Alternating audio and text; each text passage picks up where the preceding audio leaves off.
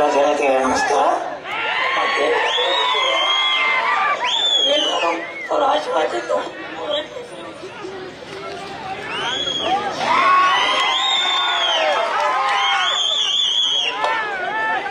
ಎಲ್ಲರಿಗೂ ಆಶೀರ್ವಾದ ಮಾಡಿ ನಮಸ್ಕರಿಸ್ತೇನೆ.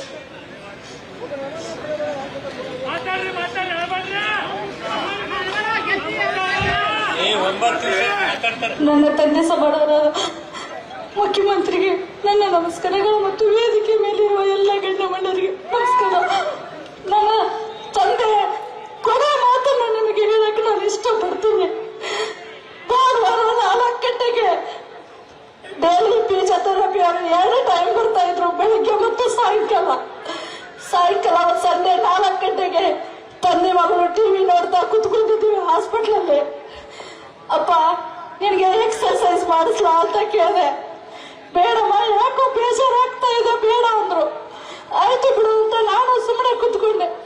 ಮುಂದೆ ಒಂದು 10 ನಿಮಿಷದಲ್ಲಿ ಬಾ ನನಗೆ ಎಕ್ಸರ್ಸೈಸ್ ಮಾಡಿಸ್ಬಾ ಅಂದ್ರು. ಬೇಡ ಅಂದು ಮತ್ತೆ ಮಾಡ್ತಾ ಇದೀಯ ಅಂತ ಎಕ್ಸರ್ಸೈಸ್ ಮಾಡ್ತಾನ. ಅವ್ರಿಗೆ ಯಾಕಪ್ಪ ಬೇಡ ಅಂದಿ, ಇವಾಗ ಮಾಡು ಅಂತ ಇದೆ ಅಂದೆ. ಇಲ್ಲಮ್ಮ, ನಾನು ಸಾರಬಾರ್ದು, ನನ್ನ ಕಾರ್ಯಕರ್ತರ ಋಣ ಇದೆ, ಆ ಋಣ ಮುಟ್ಟಿಸ್ಬೇಕು, ಅದಕ್ಕೆ ನಾನು ಬದುಕಬೇಕು ಅಂತ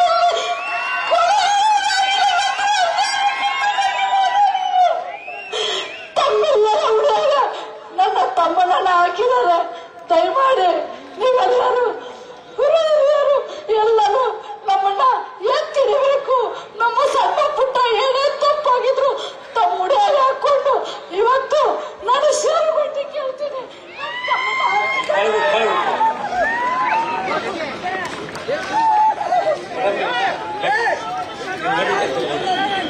ನಮ್ಮನ್ನ ನೀವು ಮಕ್ಕಳಂತ ಸ್ವೀಕಾರ ಮಾಡಿ. ನಾಡಿನ ದೊರೆ ನಮ್ಮ ರಾಜ್ಯದ ಮುಖ್ಯಮಂತ್ರಿ ತಮ್ಮೆಲ್ಲ ಪ್ರೀತಿಗೆ ಹೀಗೆ ಅವರು ಮಾತನಾಡ್ತಾರೆ.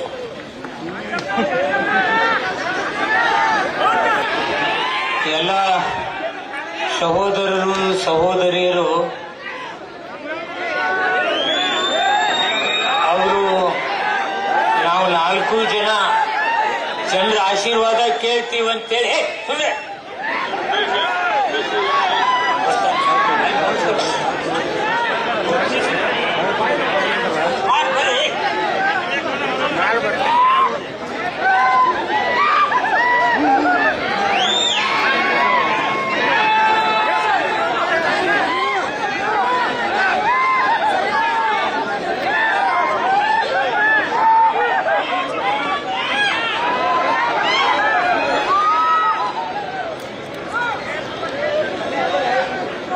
ವೇದಿಕೆ ಮೇಲೆ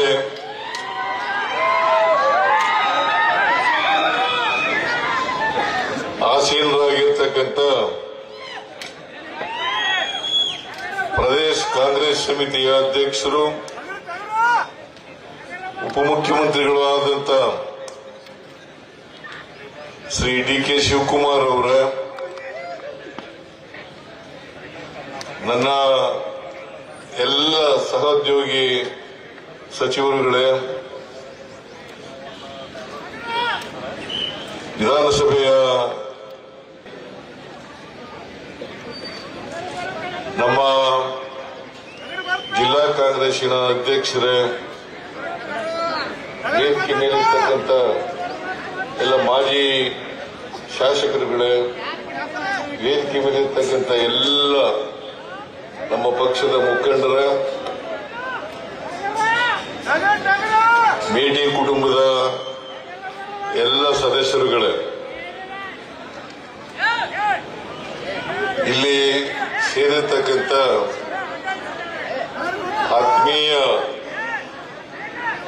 ಬಂಧುಗಳೇ, ತಾಯಂದಿರೇ, ಯುವಕ ಮಿತ್ರರೇ, ಮಾಧ್ಯಮದ ಗೆಳೆಯರೇ, ಈಗಾಗಲೇ ನಮ್ಮ ಪಕ್ಷದ ನಾಯಕರುಗಳು ನಿಮ್ಮೆಲ್ಲ ಉದ್ದೇಶಿಸಿ ಮಾತನಾಡಿದ್ದಾರೆ. ನಾನು ಮತ್ತು ಡಿ.ಕೆ. ಶಿವಕುಮಾರ್ ಅವರು ಉಮೇಶ್ ಮೇಟಿ ಅವರ ಪರವಾಗಿ ಇವತ್ತು ನಾಮಿನೇಷನ್ ಆಗ್ತಕ್ಕಂಥ ಕೊನೆಯ ದಿನ. ಈ ಕೊನೆಯ ದಿನದಲ್ಲಿ ನಾಮಿನೇಷನ್ ಪತ್ರ ಮೇಟಿಯವರು ಹಾಕಿದ್ರು.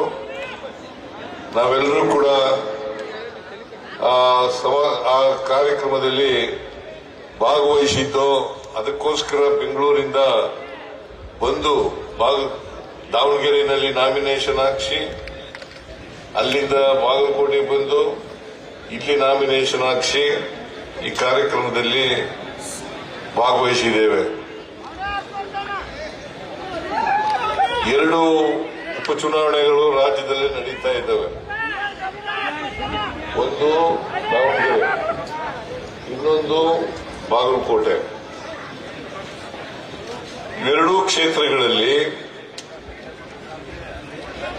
ಕಳೆದ ಸಾರ್ವತ್ರಿಕ ಚುನಾವಣೆಯಲ್ಲಿ ನಾವು ಗೆದ್ದಿದ್ದು. ದಾವಣಗೆರೆನಲ್ಲೂ ಶ್ಯಾಮನೂರು ಶಿವಶಂಕರಪ್ಪನವರು ಗೆದ್ದಿದ್ರು. ಬಾಗಲಕೋಟೆಯಲ್ಲಿ HY ಮೇಟಿಯವರು ಗೆದ್ದಿದ್ರು. ಇವರು ಅಕಾಲಿಕ ಮರಣಕ್ಕೆ ತುತ್ತಾದರು. ನಾವ್ಯಾರು ಕೂಡ ನಿರೀಕ್ಷೆ ಮಾಡಿರಲಿಲ್ಲ. ಇವರು ಮಧ್ಯಕಾಲದಲ್ಲೇ ಕಾಲವಾಯ್ತಾರೆ, ಉಪಚುನಾವಣೆಗಳು ಬರ್ತವೆ ಅಂತಕ್ಕಂಥ ನಿರೀಕ್ಷೆ ಮಾಡಿರಲಿಲ್ಲ. ನಾನು HY ಮೇಟಿಯವರನ್ನ ಆಸ್ಪತ್ರೆಗೆ ಹೋಗಿ ಭೇಟಿ ಮಾಡಿದ್ದೆ. HY ಮೇಟಿಯವರು ಹೇಳಿದ್ರು, ನಾನು ಯಾವ ಕಾರಣಕ್ಕೂ ಕೂಡ ಸಾಯಲ್ಲ, ನಾನು ಬದುಕ್ತೇನೆ ಅಂತಕ್ಕಂಥ ಮಾತುಗಳನ್ನ ಹೇಳಿದ್ರು. ಆದರೆ ಅವರು ನಾನು ಭೇಟಿ ಮಾಡಿದ 4-5 ದಿನದಲ್ಲೇ ಕಾಲವಾದರು. 4-5 ದಿನದಲ್ಲೇ ಕಾಲವಾದರು. ನಾನು ನಿರೀಕ್ಷೆ ಮಾಡಿರಲಿಲ್ಲ. ಮೇಟಿಯವರು, HY ಮೇಟಿಯವರು 5 ಸಾರಿ MLA ಆಗಿದ್ರು, ಒಮ್ಮೆ ಲೋಕಸಭಾ ಸದಸ್ಯರಾಗಿದ್ರು, ಆಮೇಲೆ 2 ಸಾರಿ ಮಂತ್ರಿ ಆಗಿದ್ರು. ಪಾಪ ಜನಪರವಾಗಿ ಕೆಲಸವನ್ನ ಮಾಡಿದಂತವರು ಅಂತಕ್ಕಂಥ ಮಾತುಗಳನ್ನ ಈ ಸಂದರ್ಭದಲ್ಲಿ ಹೇಳಲಿಕ್ಕೆ ಬಯಸ್ತಾ ಇದ್ದೇನೆ.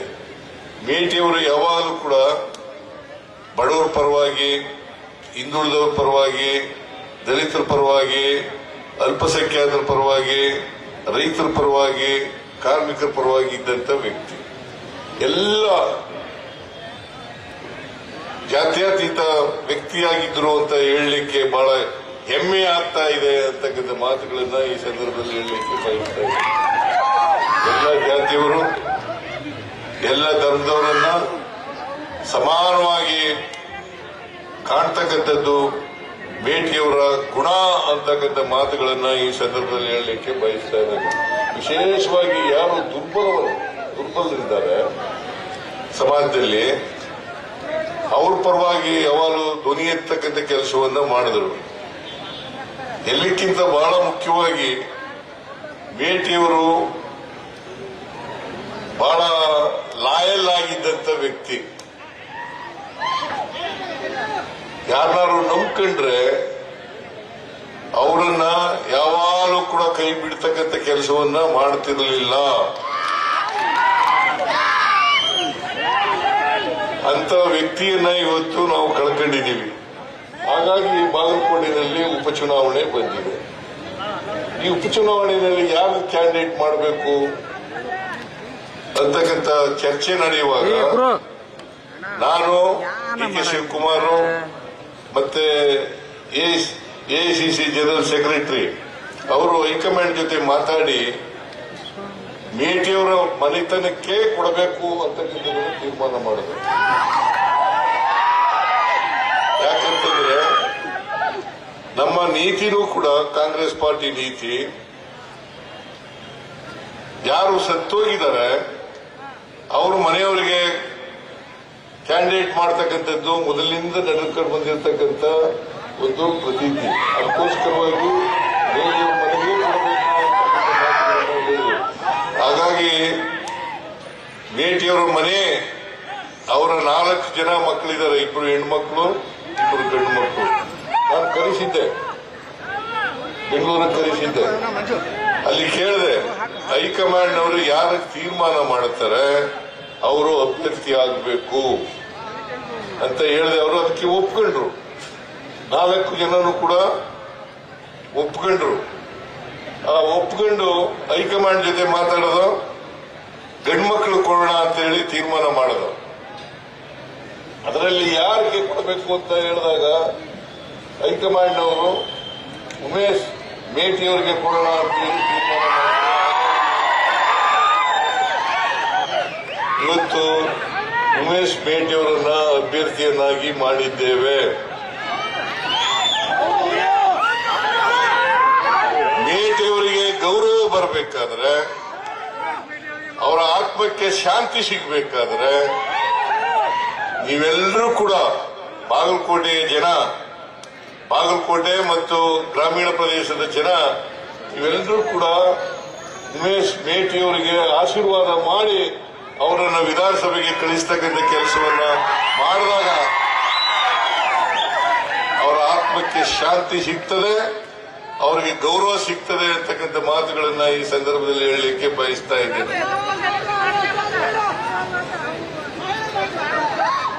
ಅದನ್ನ ನೀವೆಲ್ಲರೂ ಕೂಡ ಮಾಡಬೇಕು.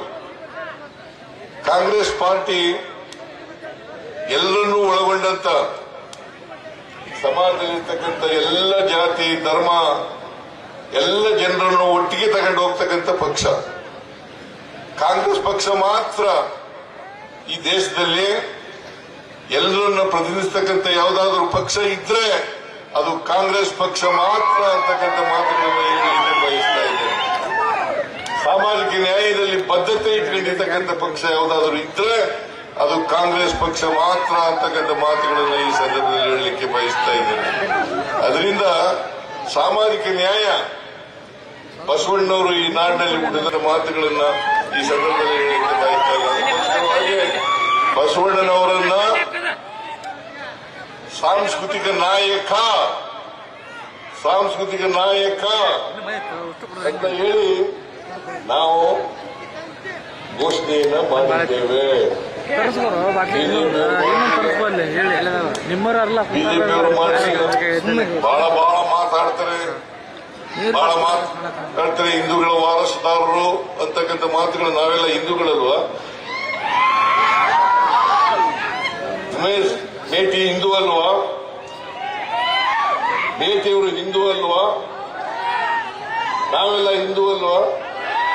ಕೂತಿರೋರೆಲ್ಲ ಹಿಂದೂಗಳಲ್ವಾ?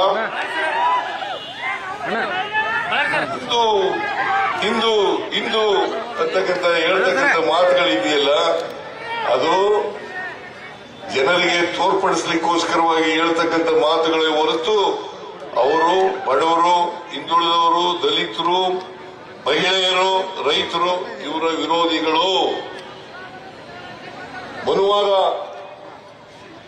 ನಮ್ಮಲ್ಲಿ ನಂಬಿಕೆ ಇಟ್ಕೊಂಡಿರ್ತಕ್ಕಂಥ ಜನ, ಮನುವಾದವನ್ನ ನಾವು ಪಾಲನೆ ಮಾಡಬೇಕು ಅಂತಂದ್ರೆ, ಮನುವಾದ ಏನ್ ಹೇಳ್ತದೆ ಅಂತಂದ್ರೆ ಬಡವರು, ಮಹಿಳೆಯರು, ರೈತರು, ಹಿಂದುಳಿದವರು, ದಲಿತರು, ಅಲ್ಪಸಂಖ್ಯಾತರು ಇವರ ವಿರೋಧಿಗಳು.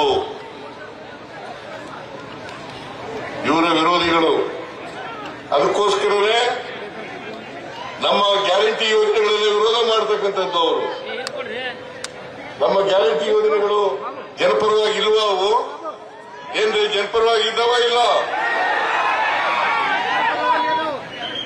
ಈ ಯೋಜನೆಗಳನ್ನ ವಿರೋಧ ಮಾಡ್ತಾರೆ. ಕಾರಣ ಯಾಕಪ್ಪ ಅಂತಂದ್ರೆ, ಮಹಿಳೆಯರಿಗೆ ಸಾಮಾಜಿಕ ಶಕ್ತಿಯನ್ನು ಕೊಡ್ತಾ ಇದ್ದೀವಿ, ಆರ್ಥಿಕ ಶಕ್ತಿಯನ್ನು ಕೊಡ್ತಾ ಇದ್ದೀವಿ, ದಲಿತರಿಗೆ ಆರ್ಥಿಕ ಶಕ್ತಿಯನ್ನು ಕೊಡ್ತಾ ಇದ್ದೀವಿ, ಹಿಂದುಳಿದವರಿಗೆ ಆರ್ಥಿಕ ಶಕ್ತಿಯನ್ನು ಕೊಡ್ತಾ ಇದ್ದೀವಿ, ಸಾಮಾಜಿಕ ಶಕ್ತಿಯನ್ನು ಕೊಡ್ತಾ ಇದ್ದೀವಿ, ಅಲ್ಪಸಂಖ್ಯಾತರಿಗೆ ಸಾಮಾಜಿಕ ಶಕ್ತಿ. ಎಲ್ಲ ಜಾತಿ ಧರ್ಮದ ಜನ ಭೇದ ಭಾವ ಮಾಡದೇನೆ ಎಲ್ಲ ಪಕ್ಷದವರಿಗೂ ಕೂಡ ನಾವು ಈ ಗ್ಯಾರಂಟಿ ಯೋಜನೆಗಳನ್ನ ಕೊಡ್ತಾ ಇದ್ದೀವಿ. ಈಗ ಜಾತ್ಯತೀತವಾಗಿ ಕೊಡ್ತಾ ಇದ್ದೀವಿ. ಈ ಭಾರತೀಯ ಜನತಾ ಪಕ್ಷದವರು ಗ್ಯಾರಂಟಿ ಯೋಜನೆಗಳ ಫಲ ಪಡ್ಕೊತಾ ಇಲ್ವಾ? ಪಡ್ಕೊತಾ ಇದ್ರಿಲ್ಲ? ಎಲ್ಲರಿಗೂ ಕೊಡ್ತೀವಿ. ಫೆಬ್ರವರಿವರೆಗೆ, ಈ ವರ್ಷದ ಫೆಬ್ರವರಿಗೆ 1,21,000ಕ್ಕೂ ಹೆಚ್ಚು ಕೋಟಿ ರೂಪಾಯಿಗಳನ್ನ ಖರ್ಚು ಮಾಡಿದ್ದೇವೆ. 1,21,000ಕ್ಕೂ ಹೆಚ್ಚು ಕೋಟಿ ರೂಪಾಯಿಗಳನ್ನ ಗ್ಯಾರಂಟಿ ಯೋಜನೆಗಳಿಗೆ ಕೊಟ್ಟಿದ್ದೇವೆ. ನಾವು ನೋಡಿದಂತೆ ಬೆಳೆದಿರುವ ಬಿಜೆಪಿಯವರು ಅಧಿಕಾರದಲ್ಲಿ 4 ವರ್ಷ ಇದ್ರು. 4 ವರ್ಷದಲ್ಲಿ ಏನ್ ಮಾಡಿದರೆ ಹೇಳಿ ನೋಡೋಣ. ಏನ್ ಮಾಡಿದರೆ ಹೇಳಿ ನೋಡೋಣ. 4 ವರ್ಷ ಅಧಿಕಾರದಲ್ಲಿ ಇದ್ರು. ಏನಾದ್ರು ಅಭಿವೃದ್ಧಿ ಕೆಲಸಗಳು ಮಾಡಿದ್ರ? ಹೋಗಿ ಮೆಡಿಕಲ್ ಕಾಲೇಜ್ ಕೊಟ್ರ?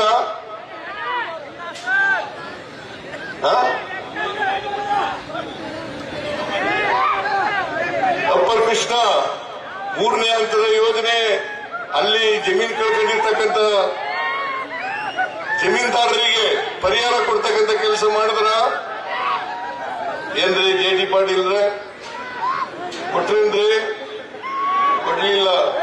ಈಗ ಟೀಕೆ ಮಾಡ್ತಾರೆ. ಟೀಕೆ ಮಾಡಕ್ಕೆ ಏನಂತೆ? ಸುಳ್ಳು ಹೇಳೋದ್ರಲ್ಲಿ ನಿಶ್ಚೀಮರು, ಅಪಪ್ರಚಾರ ಮಾಡೋದ್ರಲ್ಲಿ ನಿಶ್ಚೀಮರು. ಯಾವಾಗ ಬಿಜೆಪಿ ಸುಳ್ಳು ಹೇಳೋದು ಬಿಟ್ರೆ ಅವರ ಜೀವನದಲ್ಲಿ ಅಭಿವೃದ್ಧಿ ಕೆಲಸಗಳನ್ನು ಮಾಡಿಲ್ಲ. ಹಿಂದೆ 5 ವರ್ಷ ಇದ್ರು. ಯಡಿಯೂರಪ್ಪನವರು ಮುಖ್ಯಮಂತ್ರಿ ಆಗಿದ್ರು, ಜಗದೀಶ್ ಶೆಟ್ಟರ್ ಮುಖ್ಯಮಂತ್ರಿ ಆಗಿದ್ರು. ಎಂತದ ಗೌಡ ಅವನು ಸದಾನಂದ ಗೌಡ ಮುಖ್ಯಮಂತ್ರಿ ಆಗಿದ್ರು. 3 ವರ್ಷದಲ್ಲಿ ಏನಾದ್ರು ಮಾಡಿದ್ರ? ಅವ್ರ ನುಡಿದಂತೆ ನಡೆದ್ರ? ಮಾಡಲಿಲ್ಲ. 2018ರಲ್ಲಿ ಪ್ರಣಾಳಿಕೆ ಹೊರಡಿಸಿದ್ರು. 2018ರಲ್ಲಿ 600 ಭರವಸೆಗಳನ್ನು ಕೊಟ್ಟರು. 600 ಭರವಸೆಗಳನ್ನು ಕೊಟ್ಟರು. 600 ಭರವಸೆಗಳಲ್ಲಿ 10% ಕೂಡ ಜಾರಿ ಮಾಡಲಿಕ್ಕೆ ಹೋಗಲಿಲ್ಲ. 10% ಕೂಡ ಜಾರಿ ಮಾಡಲಿಲ್ಲ. ಅವರಿಗೆ ವೋಟ್ ಹಾಕ್ಬೇಕಾ? ಅವ್ರಿಗೆ ವೋಟ್ ಹಾಕ್ಬೇಕಾ? ನೀವೇ ಹೇಳಿ. 4 ವರ್ಷ ಅಧಿಕಾರದಲ್ಲಿದ್ದಾಗ ಮೆಡಿಕಲ್ ಕಾಲೇಜ್ ಯಾಕೆ ಮಾಡಲಿಲ್ಲ? ನಾನು 2016-17 ಘೋಷಣೆ ಮಾಡಿದ್ದೆ. ಈ ಘೋಷಣೆ ಮಾಡಲಿಕ್ಕೆ ಎಚ್.ವೈ. ಮೇಟಿಯವರು ಕಾರಣ. ನನಗೆ ಈ ಸಾರಿ ಗೆದ್ದ ಮೇಲೆ ಪ್ರತಿ ಸಾರಿ ಭೇಟಿಯಾದಾಗ ನನಗೆ ಬಾಗಲಕೋಟೆಯಲ್ಲಿ ಮೆಡಿಕಲ್ ಕಾಲೇಜ್ ಕೊಡಿ, ಬಾಗಲಕೋಟೆ ಮೆಡಿಕಲ್ ಕಾಲೇಜ್ ಕೊಡಿ, ಬಾಗಲಕೋಟೆ ಮೆಡಿಕಲ್ ಕಾಲೇಜ್ ಕೊಡಿ ಅನ್ನೋದು ಕೇಳೋದು ಬಿಟ್ರೆ ಬೇರೆ ಏನನ್ನು ಕೇಳ್ತಿರ್ಲಿಲ್ಲ.